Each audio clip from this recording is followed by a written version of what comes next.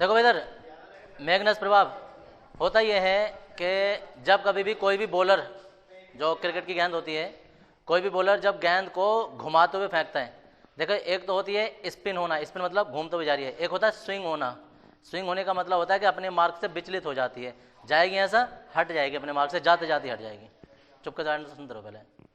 तो उसे किसी गेंद का अपने मार्ग से विचलित होने की घटना ही मैग्नस प्रभाव कहलाती है, अपने मार्ग से विचलित होना।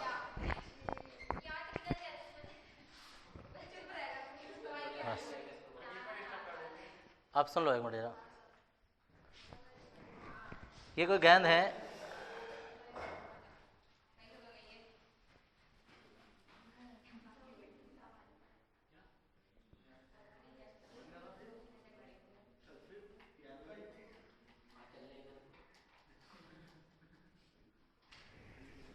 ये कोई गेंद है और ये गेंद जो है वो घूमते हुए फेंक दी है, इस तरीके से घूम रही है। ये यू है और इधर को यू है। ये गेंद का खुद का वेग है। हवा का वेग भी होगा, जब गेंद आगे को जाएगी ना तो हवा का वेग भी होगा। हवा का वेग इधर की ओर होगा बी, ये हवा का वेग है, क्योंकि हवा का वेग इधर की ओर चलेगा, गेंद आगे जाएगी तो हवा सामने से पड़ेगी उसके। ऐसे ही हवा का वेग हमेशा इधर ही रहेगा, दोनों ओर साइडों में पीछे की ओर ही लगेगा। हवा का वेग लिख दें, हवा न लिख के ना वायु लिखो, वायु का वेग।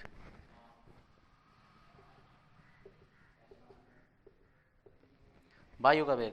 अब होता यह है कि जब गेंद इस तरीके से घूमते हुए जा रही है, ठीक है ना जी, इस तरीके से घूमते हुए जा रही है, आगे को इस तरीके से घूमते हुए जा रही है, तो होता यह है कि इधर जो है वो आगे की ओर घूम रही है, हवा का पीछे की ओर है, तो परिणामी वेग जो होगा ना, वो गेंद तो आगे की जा रही है तो बड़ा वेग तो यही होगा, तो u माइनस बी हो जाएगा इधर की साइड का वेग। इधर जो होगा तो वो ये भी इधर की साइड है, ये भी इधर की साइड है, इधर क्या हो जाएगा u प्लस बी हो जाएगा। नीचे का वेग जो होगा वो अधिक हो जाएगा, ऊपर का वेग जो होगा वो कम हो जाएगा। ठीक है जी। वेग कम होने पर दाब क्या हो जाएगा, ऊपर की ओर दाब अधिक हो जाएगा। नीचे क्या हो जाएगा, नीचे दाब जो है वो कम हो जाएगा। तो इस दाबांतर के कारण ऊपर से नीचे की ओर को एक दाब लगने लगेगा, जिससे गेंद जो है वो जहां ऐसे रही थी लेकिन नीचे को हो जाएगी। ठीक है जी। अब ये जो है ये गेंद ऐसे घूम रही थी, समझो ये गेंद जो थी वो इस तरीके से घूम रही थी। अब गेंद को इस तरीके से घुमा दे, जैसे गेंद आगे को फिक्र है, और इस तरीके से घुमा दे। जब इस तरीके से घुमा देंगे तो ऊपर की साइड हमेशा ऊपर की साइड का वेग जो है वो कम हो जाएगा, ऐसा ना, ऐसे ऊपर की साइड का वेग जो वो कम हो जाएगा, नीचे की साइड का वेग जो है वो अधिक हो जाएगा। समझ गए, ऊपर की साइड का वेग कम हो जाएगा, नीचे की साइड का अधिक हो जाएगा। तो गेंद क्या होगा कि इधर की साइड से जैसा ना ऐसे करके, तो इधर का वेग कम हो गया, इधर का ज़्यादा हो गया। समझ गए, तो इधर दाब कम हो जाएगा, इधर दाब ज़्यादा हो जाएगा, तो इधर की साइड से इधर की ओर एक बल लगेगा, तो गेंद जा तो ऐसा रही थी लेकिन रास्ते में जाते जाते ऐसा हो जाती है। और ये तो क्रिकेट की गेंद तो कुछ भी नहीं है, जो फुटबॉल वाली गेंद होती है ना, वो गेंद इतनी स्विंग होती है हवा हवा में कि आप सोच नहीं सकते कि वो ऐसा करेंगे ना, गोल जैसे इधर की साइड है, गेंद ऐसे जाएगी और ऐसे मुड़ जाएगी, इतना अंतर होता है। उस बॉल को कहते हैं, नहीं वो यही वाली गेंद होती है, उस बॉल को कहते हैं जो इस तरीके से मारने की कला जिस खिलाड़ी में होती है, तो बॉल का नाम होता है बनाना बॉल। केले के आकार की गेंद होती है कि गेंद सीधी जाएगी, ऐसे घूम जाएगी जाते जाते ही। ठीक है जी। वो होता क्या है कि वो खिलाड़ी जो है वो गेंद के एक साइड पर किक मारता है, एक साइड पर किक मारता है इधर की साइड पर, तो गेंद जाएगी तो आगे को, लेकिन साथ में घूमते घूमते जाती है, स्पिन होते हुए, स्पिन होते हुए जाती है। इधर का वेग जो है वो ज़्यादा हो जाता है, दाब कम हो जाता है, उधर का वेग कम हो जाता है, दाब ज़्यादा हो जाता है, तो इधर से इधर की ओर को एक बल कार्य करने लगता है, जिधर से गेंद जाते जाते इधर की ओर को मुड़ जाती है। सोच नहीं सकते कि हमेशा गोल जो कीपर होता है वो सोचेगा कि यार सीधी सीधी गेंद आएगी तभी बढ़ेगी, नहीं, वो तिरछी भी मारेंगे ना तो भी ऐसे गेंद सीधे सीधे जाते जाते हवा में घूम जाती है। तो किसी भी गेंद का घूमते हुए अपने मार्ग से विचलित होने की घटना ही मैग्नस प्रभाव कहलाती है। इसमें बर्नौली का परिमेय काम करती है कि जहाँ वेग ज़्यादा हो जाएगा वहाँ दाब कम हो जाएगा, जहाँ वेग कम हो जाएगा वहाँ दाब ज़्यादा हो जाता है। इस दाबांतर के कारण जिधर की ओर कम दाब होगा और जिधर की ओर ज़्यादा दाब होगा, तो ज़्यादा वाला दाब कम वाले दाब की ओर को एक बल लगाने लगेगा, जिस कारण पूरी की पूरी बॉल अपने मार्ग से विचलित हो जाती है। देखो इधर ये जो क्रिकेट के खिलाड़ी होते हैं ना, इनके पास इतनी एक्सपीरियंस हो जाता है, इतनी नॉलेज इनकी बढ़ जाती है, इतनी प्रैक्टिस इनकी हो जाती है कि अगर गेंद सीधी सीधी आए ना नॉर्मली जैसे हम करते हैं, तो अगर इन्हें सुई की नोक दे दी जाए ना तो उससे भी गेंद खेलते रहेंगे, सुई की नोक पे भी गेंद खेलते रहेंगे ये। लेकिन तुम लोग देखते हो कि यार बड़ा बेकार खिलाड़ी है, गेंद टप्पा खाया और गेंद जो बल्ले को से बिल्कुल करवट में निकल जाती है। देखा कभी कभी ऐसा, क्या टच नहीं हुई, बिल्कुल पीछे को कीपर के पास पहुंच गई, तो तुम कहोगे बड़ा बेकार खिलाड़ी है, इससे गेंद न टच हो रही या इससे गेंद खाली निकल गई। समझ रहे हैं? तो उसमें किसी भी बैट्समैन की कोई गलती नहीं होती है। बैट्समैन तो अपना जैसा स्वाभाविक खेल खेल रहा था वो खेल रहा था, जो उसमें अच्छाई होती है वो बॉलर की होती है कि उसने गेंद को हवा में जाते जाते स्विंग करा दिया, ये हवा में स्विंग। और ऐसा हर एक बॉलर नहीं कर पाते, कुछ चुनिंदा खिलाड़ी होते हैं विश्व में भी जो कि अपनी गेंद को स्विंग कराते हैं। देखो एक तो होता है स्पिन बॉलर, स्पिन बॉलर का मतलब है कि वो धीरे से बॉल करेगा और वो स्पिन करेगा, स्पिन करते हुए मतलब घुमाते हुए बॉल डालेगा। एक होते हैं फास्ट बॉलर, वो फास्ट बॉलर जो होते हैं वो स्पिन नहीं कराते हैं, वो स्विंग कराते हैं। स्विंग कराने का मतलब है कि बॉल को, कभी कभी तुमने देखा होगा कि वो खिलाड़ी जो होते हैं ना गेंद को एक सिरे से रगड़ते हैं अपने टांग से, कभी कभी साफ करते रहते हैं। बहुत सारे लोग सोचते हैं यार गीली हो गई होगी इसे साफ कर रहे हैं, साफ नहीं कर रहे होते, वो उसका एक सिरा चिकना कर रहे होते हैं, एक पृष्ठ खुदरा कर रहे होते हैं। खुदरे पृष्ठ पर एक से पृष्ठ अगर जो चिकना होगा, एक पृष्ठ खुदरा होगा ना, तो उस पर हवा फिसलेगी, इससे हवा टकराएगी, जिससे गेंद जो होती है ना वो जाते जाते अपने मार्ग से विचलित हो जाती है। देखने में ऐसा लगेगा कि जैसे ऐसा करके बिल्कुल सीधे आएगी वहां से और ऐसा करके करवट से निकल जाएगी वो। तो ऐसा लगता है कि यार बड़ा अनाड़ी बल्लेबाज है, इससे गेंद ना लगी। दरअसल वो बल्लेबाज की कोई कमी नहीं है, खासियत बॉलर की है कि उसने बॉल को हवा में स्विंग करा दिया, ये चीज़ होती है। और कभी साथ में हवा चल रही हो तो और भी अच्छा हो जाता है, उनके लिए बेनिफिट मिल जाता है कि स्विंग कराना बहुत आसान हो जाता है। गेंद अगर जो भारी हो जाती है, पानी वानी में भीग गई, ओस में भीग जाती है, तो स्विंग कराना मुश्किल हो जाता है। क्यों? क्योंकि उसमें वजन बढ़ जाता है, द्रव्यमान बढ़ जाता है, जिस कारण हवा में इधर से उधर को विचलन। देखो एक हल्की चीज़ आराम से इधर उधर को हो जाएगी। सोचो ना किसी कागज़ को फेंको तो तुम जहाँ को निशाना मारोगे उधर को नहीं जाएगा, या कोई हल्की गेंद हो तो, ठीक है। अगर उसका वजन बढ़ा दिया तुमने, कोई भारी गेंद हो, जहाँ को मारोगे वहीं को जाएगी। तो भारी गेंद जो होती है उसका स्विंग कराना या स्पिन कराना या अपने मार्ग से विचलित करना हार्ड होता है कंपैरिजन उसके कि कोई नई गेंद है और उसे स्विंग कराना आसान है, हल्की गेंद है। तो इसलिए कभी कभी ना जो कभी के रात के डे नाइट मैच होते हैं ना, तो ज़्यादातर टीमें जो ना टॉस जीतकर पहले गेंदबाजी लेती हैं कि हम ओस पड़ने से पहले अपनी गेंदबाजी निपटा दें, बाद में जब हम बैट नहीं करें तो दूसरी वाली टीम जो है इसकी गेंद उसमें ओस में भीग चुकी होगी और इससे स्विंग नहीं होगी इनके बॉलरों से। ये कभी तुम देखना, हर कोई हमारे यहाँ क्या होता है, कभी तुम मैच खेलना शुरू कर दो, अगर टॉस जीतेंगे तो बल्ले को पकड़ लेंगे, भाई साहब बल्ला हमारा हो गया, तू गेंद करवा, समझ गए। ये उसमें नहीं होता है। अगर इंटरनेशनल क्रिकेट कोई हो रहा है तो वो सिचुएशन देखते हैं, परिस्थिति देखते हैं कि हवा तो नहीं चल रही है, ओस तो नहीं पड़ रही है, और तो कोई ऐसी संभावना नहीं है, या बारिश होने की संभावना तो नहीं है। बारिश होने की संभावना होगी तो भी भाई बाद में करेंगे, बाद में फ़ायदा है। बारिश होगी तो भी गेंद भीगेगी और भीगेगी, साथ में जो मैदान होगा वो भी भीग चुका होगा। तो ये जो मैग्नेस प्रभाव है ये होना कम पड़ जाता है, मतलब बॉल अपने मार्ग से विचलित होना जो है वो कम हो जाती है। सूखी गेंद होगी, हल्की गेंद होगी, अच्छी स्विंग होगी, अपने मार्ग से ज़्यादा विचलित होगी, ये होता है। बल्लेबाज को गेंद को मारने में उतनी ही परेशानी होगी। बल्लेबाज सोचेगा कि मैं बीच बल्ले पे मारूं, पता चला करवट से लग गई उसके, तो वो कैच आउट हो सकता है, या लगी नहीं, खाली निकल रही है तो भी रन नीचे डाउन चले जाएंगे। तो बहुत सारी परिस्थिति होती हैं और ये सारी की सारी मैग्नेस प्रभाव की घटना है। जब गेंद को घुमा कर छोड़ा जाता है, सीधी गेंद स्विंग नहीं हो सकती कभी भी, जब तक उसे थोड़ा बहुत आड़ा टेढ़ा तिरछा ना किया जाए, जब तक गेंद घूमेगी नहीं तब तक वो स्विंग होगी नहीं, ये भी होता है। तो जब क्रिकेट देखोगे फेंकने के बाद, देखो इधर स्विंग कराने का मतलब है तुम बिल्कुल सीधी रेखा में बैठी हो मेरे सामने, ठीक है ना जी, मेरे सामने बैठी हो और ऐसे टब्बा पड़ने के बाद भी या टब्बा पड़ने से पहले भी गेंद फेंक के मारी, ऐसा लगेगा सीधी तुम्हारे जाके लगेगी, लेकिन वो जाते जाते बच जाएगी, उसे कहते हैं स्विंग होना। और ये अपने आप में जादू लगता है। अब बहुत सारे लोग ये सोचते हैं कि वो घुमा के फेंकी, घुमाना नहीं होता है, टब्बा पड़ने से पहले ही बॉल जो है वो अपने मार्ग से अलग हो जाएगी, सीधी होते होते हट जाएगी, हाँ जी अलग हट जाएगी। अगर टब्बा पड़ के जा रही है, टब्बा पड़ने के बाद में इधर उधर कट रही है, वो तो स्पिन की खासियत है, वो तो गेंद को घुमाने उमाने से हो जाता है। हवा में कट जाती है गेंद, पड़ेगी जाएगी कहीं, हाँ पड़ेगी कहीं और जाएगी कहीं।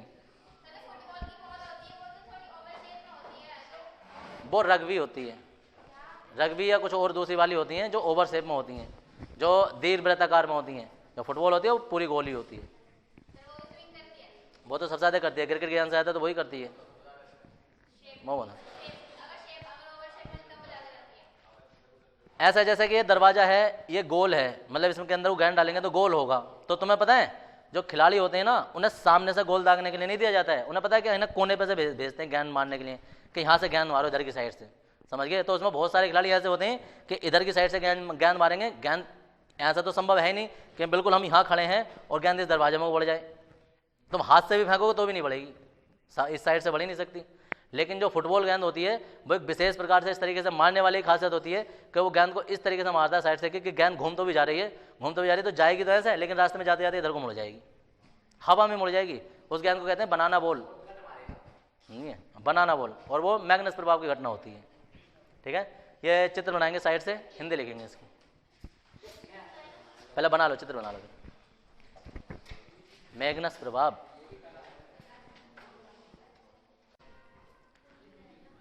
जब क्रिकेट की गेंद को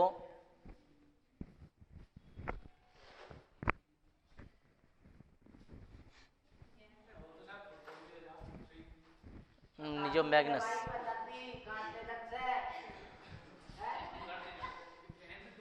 मुझे मैग्नस ने प्रयोग किया था वो क्रिकेट की गेंद के लिए मैं बता रहा, जब क्रिकेट की गेंद को लिखा था क्या, जब क्रिकेट की गेंद को घूमते हुए फेंका जाता है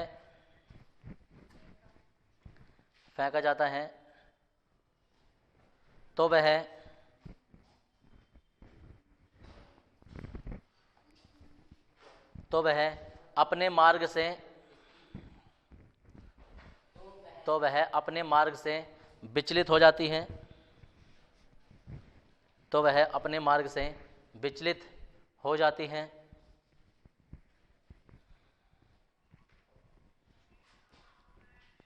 से विचलित हो जाती है, यह घटना मैग्नस प्रभाव कहलाती है। यह घटना मैग्नस प्रभाव कहलाती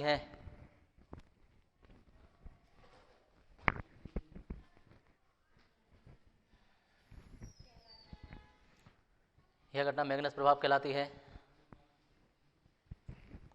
इसका कारण यह है कि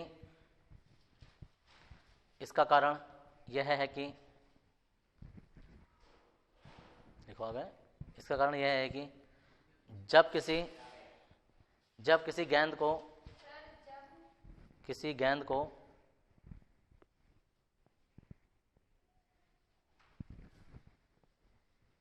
चक्रण करते हुए फेंका जाता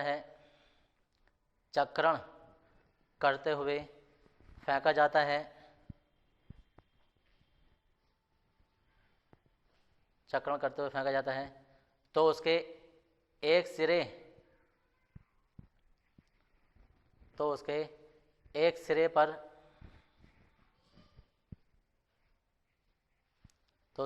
पर वेग कम तथा दाब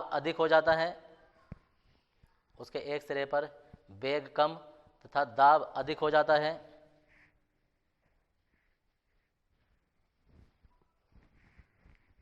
और दूसरे सिरे पर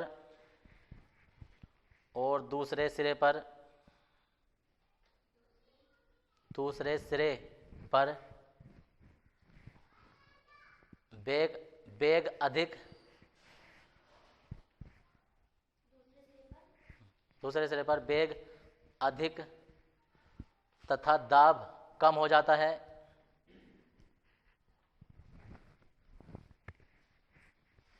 इस दाबांतर के कारण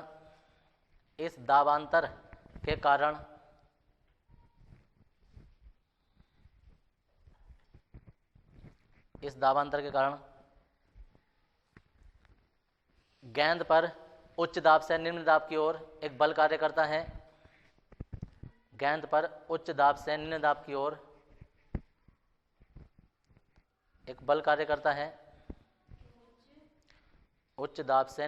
की ओर एक बल कार्य करता है,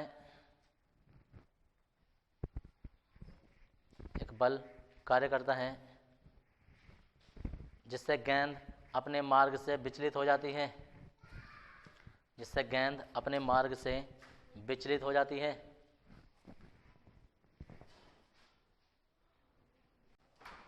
देखो ये प्रश्न तनाव क्या होता है, अगर तुम किसी गिलास को बिल्कुल किनारों तक भर दो, ठीक है, बिल्कुल किनारों तक, वो उसके फेस से बिल्कुल आमने सामने तक द्रव भरा हुआ है, और उसके बाद भी अगर तुम उसमें 2-3 बूंदे और डालो ना, तो द्रव किनारों से थोड़ा सा ऊपर दिखाई देगा तुमसे, गिरेगा नहीं, वो दिखाई देने लगता है। ठीक है जी। इसका मतलब क्या हुआ कि किनारों तक था तो ठीक था, लेकिन किनारों से ऊपर भी जाकर वो थोड़ा सा रुक जाता है। कारण कि द्रव के जितने भी अणु होते हैं ना, उन पर अंदर की ओर एक बल कार्य करता है, जिसे हम पृष्ठ तनाव कहते हैं। तनाव का मतलब टेंशन, टेंशन का मतलब बल, कितना बल मतलब खिंचाव के अणुओं पर अंदर की ओर, पृष्ठ के अणुओं पर, केवल पृष्ठ के अणुओं पर अंदर की ओर एक बल कार्य करता है, जिसे हम पृष्ठ तनाव कहते हैं। तो ये कुछ ऐसे दिखाई देगा तुम्हें कि अगर हमारे पास कोई एक पात्र है और ये बिल्कुल यहाँ तक किनारों तक भरा है,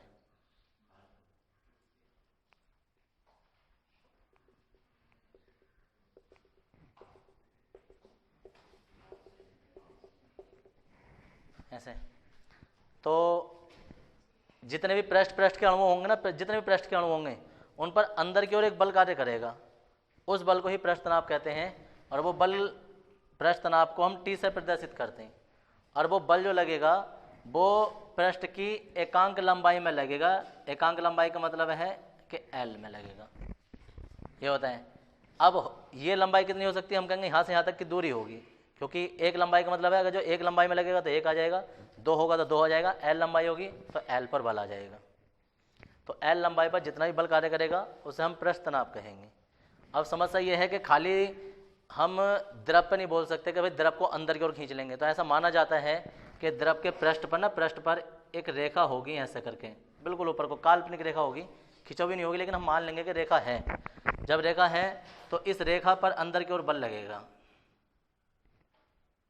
और ये रेखा ही ना इस द्रव को रोके हुए है, इस द्रव को ये रेखा रोके हुए है, लेकिन ये रेखा रियल में नहीं है। हम कहेंगे, अब परिभाषा सुनो सही से, ओरिजिनल परिभाषा, किसी द्रव के पृष्ठ पर खींची गई काल्पनिक रेखा, किसी द्रव के पृष्ठ पर हमने एक काल्पनिक रेखा मान ली, किसी द्रव के पृष्ठ पर खींची गई काल्पनिक रेखा की प्रति एकांक लंबाई पर कार्य करने वाले बल को पृष्ठ तनाव कहते हैं। ये लैंग्वेज है साइंटिफिक, जो कि तुम्हें एग्जाम में लिखनी है, ठीक है ना जी। कोई भी द्रव होगा, उसमें अगर वो चीज़ रुक रही है, वो द्रव किसी पात्र में रुक रहा है या किसी किनारों तक भरने के बाद भी रुक रहा है, तो वो पृष्ठ तनाव है। दुनिया के हर किसी द्रव में तनाव होता है और उस तनाव को पृष्ठ तनाव भी कहते हैं, और वो पृष्ठ पर ही कार्य करता है। द्रव के अणुओं के मध्य जो अंदर बल कार्य करेगा, सही से सुन लो, ऊपर कार्य कर रहा है पृष्ठ तनाव है, अंदर की ओर कार्य करेगा तो मैंने बता दिया था उसके बारे में, ठोस द्रव गैस की व्याख्या की थी कि ठोसों में अंतराण्विक आकर्षण बल बहुत ज़्यादा होता है, द्रवों में दुर्बल होता है, वान डेर वाल्स भी कहते हैं उसे, और गैसों में लगभग नगण्य होता है। एक वो चित्र वगैरह बनाया था तीनों का, दोबारा से इसी चैप्टर में जो बनाया था केमिस्ट्री में हमने से। तो ये द्रवों के मध्य जो अंदर बल कार्य करेगा वो अंतरा आणविक आकर्षण बल होता है, लेकिन वो दुर्बल बल होता है, लेकिन पृष्ठ पर जो बल कार्य करेगा वो पृष्ठ तनाव कहलाता है। तो अब जो है हम पृष्ठ तनाव के बारे में पढ़ रहे हैं, तो ये सब चीज़ें लिखेंगे बाद में, पहले लिखेंगे परिभाषा।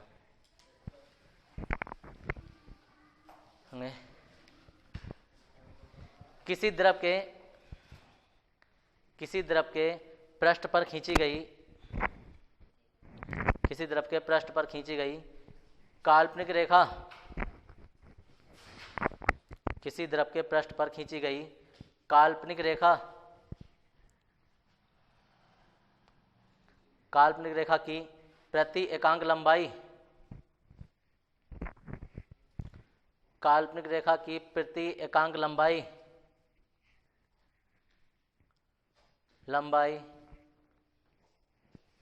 पर कार्य करने वाले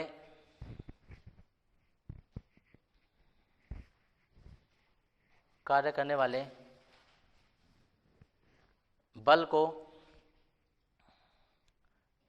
पृष्ठ तनाव कहते हैं।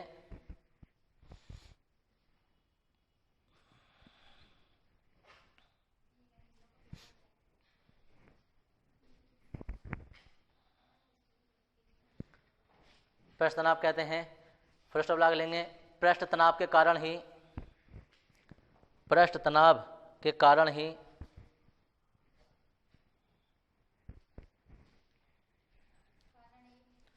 पृष्ठ तनाव के कारण ही प्रत्येक द्रव, पृष्ठ तनाव के कारण ही प्रत्येक द्रव अपने पृष्ठ पर न्यूनतम क्षेत्रफल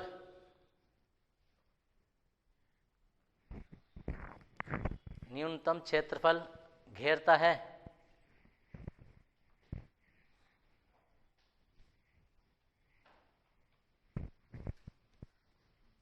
न्यूनतम क्षेत्रफल घेरता है, समझ में आ गए? अगर ये प्रश्न तनाव ना लग रहा होता तो द्रव सब में फैल जाता, ज़्यादा क्षेत्रफल घेरता, लेकिन प्रश्न तनाव है इसलिए कम क्षेत्रफल घेरेगा। अगर कोई द्रव बह रहा है और बहने के बाद वो थोड़ी दूर तक जाकर रुक जाता है तो श्यानता तो ज़्यादा है ही उसमें, लेकिन उसका प्रश्न तनाव भी ज़्यादा है। क्यों? क्योंकि अणुओं को वो जाने नहीं दे रहा है, खींच कर रोक रहा है। और अगर किसी में जो है द्रव बहुत ज़्यादा दूर तक फैल जा रहा है या बहता ही जा रहा है तो ऐसे में प्रश्न तनाव कम है। क्यों? क्योंकि उनके मध्य जो बल है वो कम लग रहा है। प्रश्न तनाव को घटाया बढ़ाया भी जा सकता है। घटाया कैसे जा सकता है कि सोचो अगर कहीं हमारे पास कोई द्रव है और वो थोड़ी दूर तक चल रहा है, लेकिन अगर वो पृष्ठ हम चिकना कर दें, चिकना समझ रहे हो, किसी भी चीज़ से ऑयली कर दें या कुछ ग्रीस व्रीस वगैरह लगा दें, चिकना पृष्ठ कर दें तो वहाँ जो है प्रश्न तनाव कम हो जाता है। और दूसरा, अगर उसके अंदर हम कोई डिटर्जेंट वगैरह या कोई साबुन डाल दें, अपमार्जक डाल दें, तो उससे भी प्रश्न तनाव कम हो जाता है। समझ गए? प्रश्न तनाव कम होने का मतलब है कि अणुओं के मध्य जो बल लग रहा था ना वो फिर कम हो जाता है, द्रव जो वो दूर तक फैल जाता है। यही कारण होता है कि फिर जो पानी में झाग बनते हैं ना वो बहुत ऊपर तक फैल जाते हैं। मतलब जितने पात्र में पानी आ जाएगा उतने में झाग नहीं आ सकते। फिर समझ रहे हो बात क्या हो रहा है? अगर हम उसके अंदर अपमार्जक डाल दें तो वही द्रव जो है ना वो बहुत ऊपर तक फैल जाता है, घोल देते हैं, कहीं तक भी जा सकता है, क्योंकि उसे रोकने वाली पावर कम हो गई है।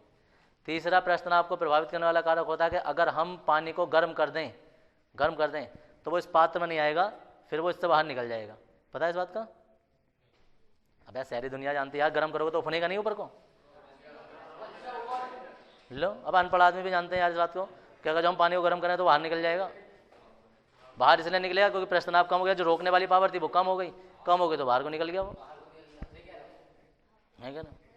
आज जाना घर जाके अपनी मम्मी को प्रश्न तनाव की परिभाषा समझाना सबके सब लोग। अरे देखो एक बात बताऊं, जब हम इसे गर्म करेंगे ना तो देखो ये उफन जाएगा, है नहीं है? और ये तब कहना जब आसपास बेलन उलन और चिमटा ना होवे, ठीक है ना? तो तुम्हें साइंस पढ़ाने में पता चलेगा। और कह रहे ये पढ़ गया, देखो कितनी नई चीज़ पढ़ गए। आज कहोगे ना जाके देखो आज मैं साइंस पढ़ गया और एक नई चीज़ सीखी मैंने, ये कि जब हम पानी को गर्म कर दें तो पानी बाहर निकल जाता है, देखो पात्र से। हाँ जी,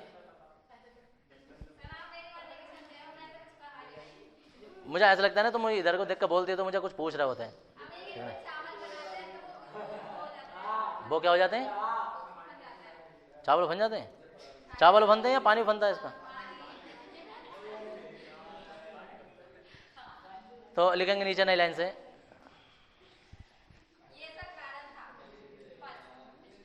कोई कारण नहीं है, अभी परिभाषा चल रही है हमारी, इसमें नई लाइन से लिखेंगे यदि हाँ किसी द्रव के पृष्ठ पर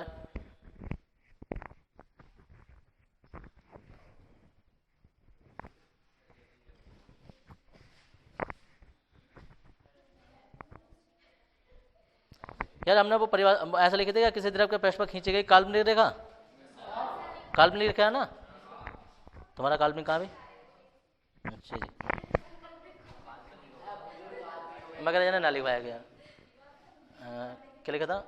यदि किसी द्रव के पृष्ठ पर खींची गई काल्पनिक रेखा की लंबाई स्मॉल एल है,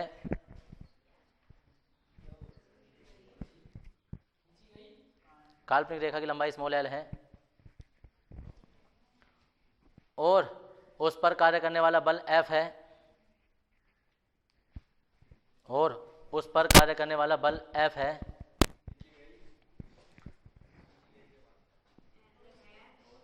बल एफ है, तब द्रव का पृष्ठ तनाव लंबाई एल है और उस पर कार्य करने वाला बल एफ है, तब पृष्ठ तनाव, एक बात है, जब द्रव का पृष्ठ तनाव और ये है ना, अब हम लिखेंगे ऐसे करके, पृष्ठ तनाव का मात्रक क्या होता है? मात्रक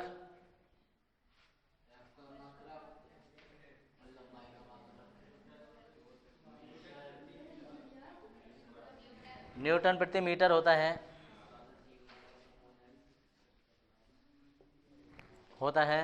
और एग्जाम में आता है ये,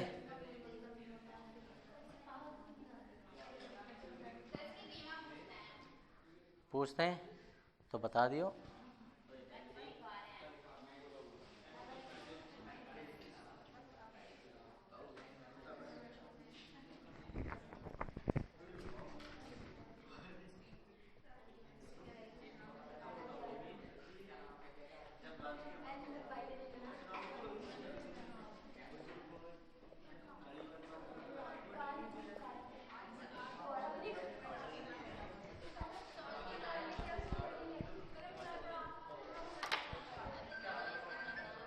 साढ़े 9 बजे आ जाना।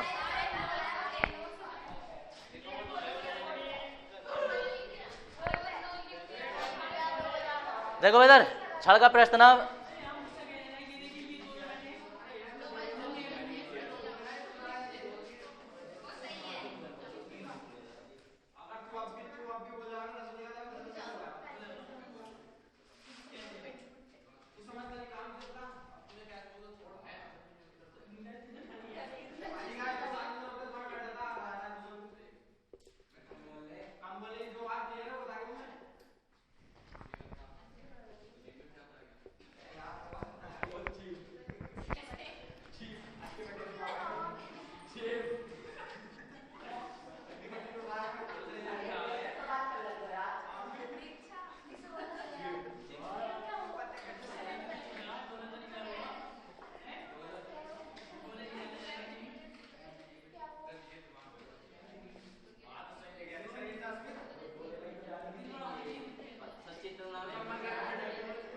देखो इधर अगर छड़ की लंबाई एल है, सुन लो आप काम के बाद जरा, छड़ की लंबाई एल है तो छड़ को जब पानी में डुबाते हैं ना तो उसका एक सिरा ये वाला डूबता है, एक सिरा ये वाला डूबता है, यानी कि दो सिरों पर बल कार्य करता है, एक ऊपर से एक नीचे से, तो इसकी लंबाई डबल हो जाती है। ऐसे जितनी भी आकृति होती है ना उनकी लंबाई जो होती है वो लंबाई या चौड़ाई या जो भी क्षेत्रफल है उनका डबल हो जाता है। क्यों? क्योंकि उनका ऊपर का सिरा भी डूबा हुआ होता है और नीचे का सिरा भी डूबा हुआ होता है, तो लंबाई डबल गिनी जाती है। ऐसी एल ना हो गए 12 हो जाएगी। अगर ये छड़ जो वो ऊपर रहती ना ऐसा करके तो इसका ऊपर का सिरा नहीं डूबता, नीचे का डूबता, तो सिर्फ एक ही एल काम करता, जैसा कोई रेखा होती तो ये। अब सेकंड में आयत की बात कर लो। आयत का पृष्ठ तनाव, आयत, अब हम जो है किसी आयत को डुबा देंगे,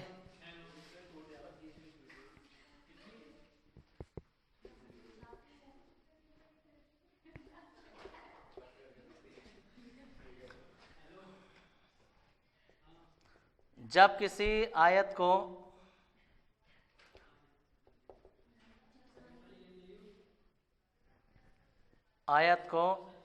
द्रव में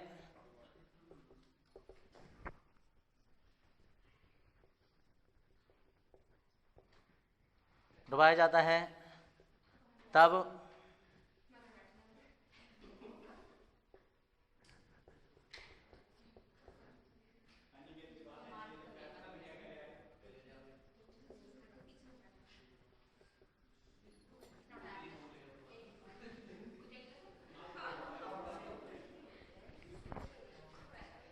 बात नगर का इधर ही देख लेते हैं। बस बस बस, ये आयत के परिमाप की बात करें हम, क्या होता है आयत का परिमाप? 2 इंटू एल प्लस बी। तो 2 जो है वो इसलिए है क्योंकि आयत ऊपर से भी नीचे से लंबाई डबल गिनी जाती है, इसलिए ये हो जाता है। ऐसे थर्ड में है रिंग का पृष्ठ तनाव।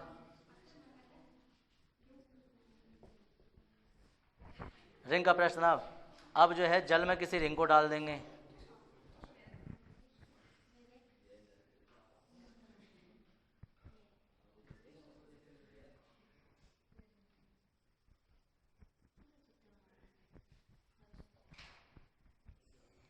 हेडिंग ध्यान से नहीं देखा तुमने? हेडिंग क्या है?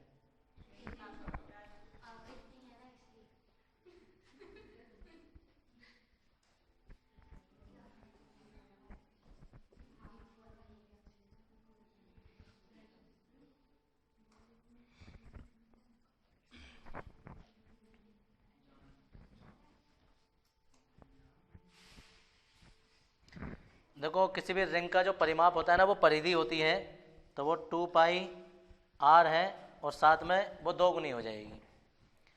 तो t बराबर f/4 पाई r, ये रिंग का पृष्ठ तनाव हो जाता है। ऐसे ही जो भी आकृति अगर डूबेगी तो उसके परिमाप का डबल हो जाएगा, क्योंकि वो ऊपर से भी डूबी हुई है और नीचे से भी। ये उतार देंगे।